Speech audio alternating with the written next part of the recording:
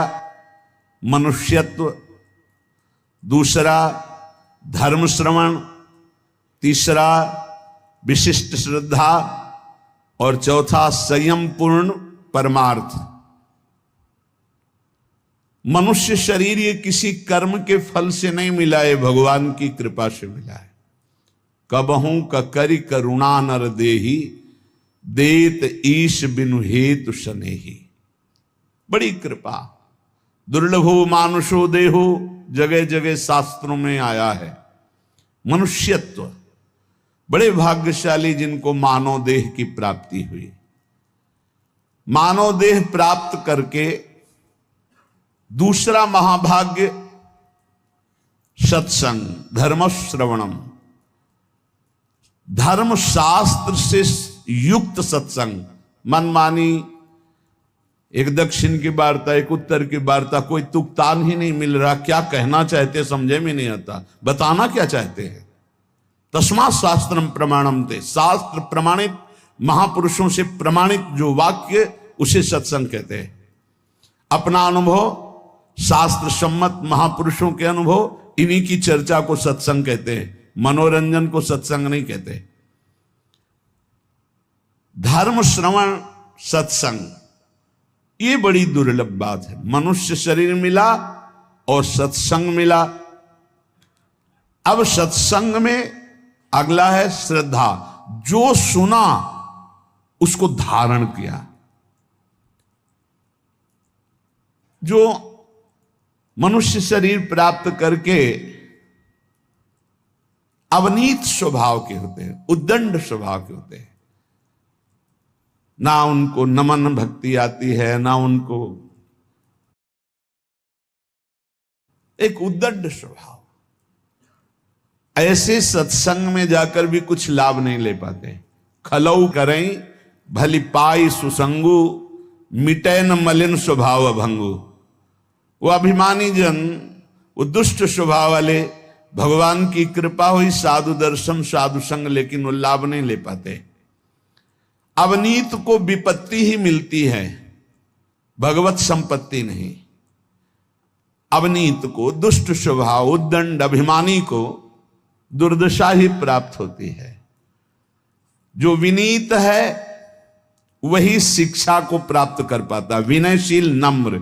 इसीलिए कहा महापुरुषों के पास जाओ, प्रणिपातेन साष्टांग दंडवत, हाथ जोड़कर बड़ी धन्यता से, तब वहां तुम ग्रहण कर पाओगे।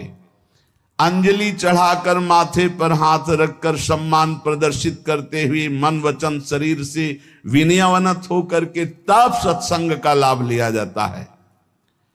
बोले संयम पुरुषार्थ।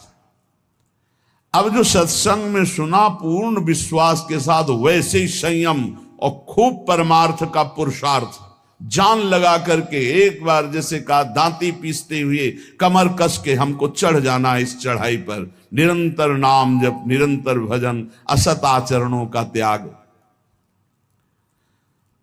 जो मानव शरीर प्राप्त करके सत्संग मिला पर उस पर श्रद्धा नहीं है, तो 20 साल सत्संग सुनने पर परिवर्तन नहीं होगा। और अगर श्रद्धा है तो उसका परिणाम है कि वो तत्पर हो जाएगा, वैसे ही आचरण करने लगेगा, सत्संग में जैसा कहा गया है। तो मानव शरीर, सत्संग और सत्संग पे श्रद्धा, और श्रद्धा का स्वरूप है यथार्थ जो बोला जा रहा है उसे अपने जीवन में उतार लेना, और दिव्य पुरुषार्थ, खूब मेहनत करके साधन भजन करना। ये 4 बातें बड़े सौभाग्यशाली में होते हैं। जो तपस्वी मनुष्य शरीर पाकर सत्संग सुनकर श्रद्धानुसार पुरुषार्थ करता है, वो अपनी अंतरात्मा में ही भगवत साक्षात्कार कर लेता है, हृदय में ही।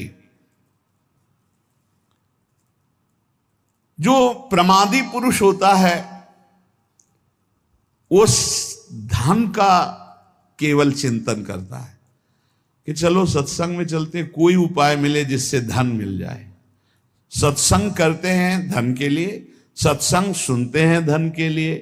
वो प्रमादी पुरुष होता है, प्रमत्त पुरुष होता है। जो अप्रमत्त है वो भगवान की प्राप्ति के कहाँ जाऊं, कैसे कोई मुझे बता दे, कैसे भगवत प्राप्ति होगी, कैसे मैं काम आदि दोषों पर विजय प्राप्त करके स्वरूप बोध प्राप्त करूं। संसारी मनुष्य अपने प्रिय परिवार के कुटुंबियों के लिए बुरा से बुरा पाप कर्म करता है, और जब मरता है तो अकेले उसको फल भोगना पड़ता है। अकेला दुख, अकेला यहां से जाता है, अकेला दुख भोगता है। कोई भी घर परिवार का नरक में बंटवारा नहीं करता जाके। इसलिए कुटुंब के मोह में फंसकर पाप कर्म ना किया जाए। जो संयम नियम पूर्वक जीवन व्यतीत करता है वही इन भोगों से बच पाता है। नहीं तो एक काम भोग इतना लुभावना है कि बड़े बड़े संयमी पुरुषों का मन आकृष्ट हो जाता है और भ्रष्ट हो जाते हैं। साधक हर समय अंतःकरण की शोध करता रहे कि कहीं काम ने दबाव तो नहीं कर दिया, कहीं क्रोध तो हमारे अंतःकरण पर प्रभाव नहीं कर रहा, कहीं अहंकार तो नहीं छा रहा है। अगर ऐसा है तो संपूर्ण माया अपना प्रभाव दिखा देगी। काम क्रोध अहंकार हृदय में है तो सावधान। जैसे वृक्ष का पत्ता पतझड़ ऋतुकालिक रात्रि समूह के बीत जाने पर पीला होकर गिर जाता है, ऐसे ही तुम्हारी आयु समाप्त होने पर इस शरीर नष्ट हो जाएगा। इसलिए एक क्षण भी पाप कर्म में मत लगाओ। जैसे ओस की बूंद ऐसे पत्ते पर हिलक रही है, बस वो गिरने ही वाली है, ऐसे ही तुम्हारा जीवन नष्ट होने वाला है। इसलिए तुम एक क्षण भी असावधान मत रहो, हर समय नाम जप करो। पता नहीं वो बूंद कब गिर जाए।